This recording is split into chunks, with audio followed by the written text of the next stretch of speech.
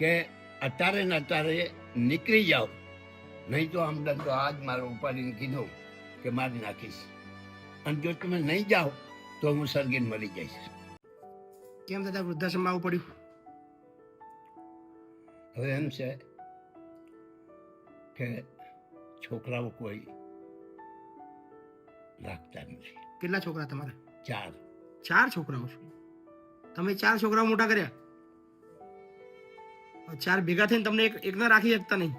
ના, કંઈક 2 મહિના રાખે કંઈક, અને કાંઈક ને કાંઈક એવું રચના રચે કે મને નીકળવું જ પડે. કંઈ ને કંઈક એવું કરે એટલે તમારે ઘર છોડવું જ પડે. નીકળવું જ પડે. હા, વારાફરતી એકબીજાના ઘરે જાઓ છો?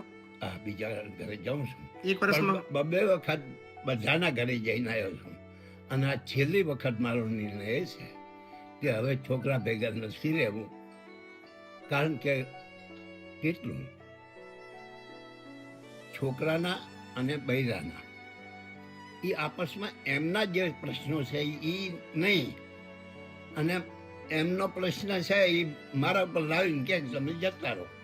આજે છેલ્લો આજે હું આવ્યો એ મારા છેલ્લા છોકરાએ, જેનું નામ છગન છે, એને એમ કીધું કે અત્યારે ને અત્યારે નીકળી જાઓ, નહીં તો આમ દંડો આજ મારો ઉપાડીને કીધું કે મારી નાખીશ, અને જો તમે નહીં જાઓ તો હું સળગીને મરી જઈશ.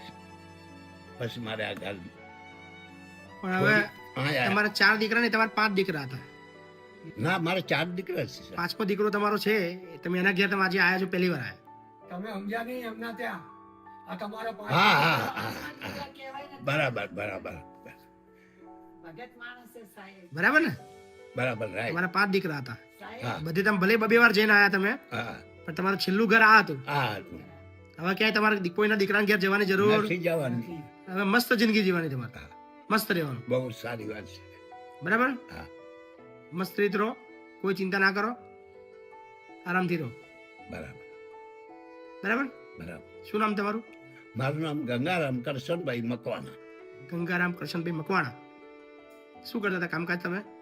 હવે તો 85 વર્ષ થઈ ગયા. મુકેશભાઈ, સાહેબ વેપારી, વેપારી હતા એમ? દૂધના વેપારી.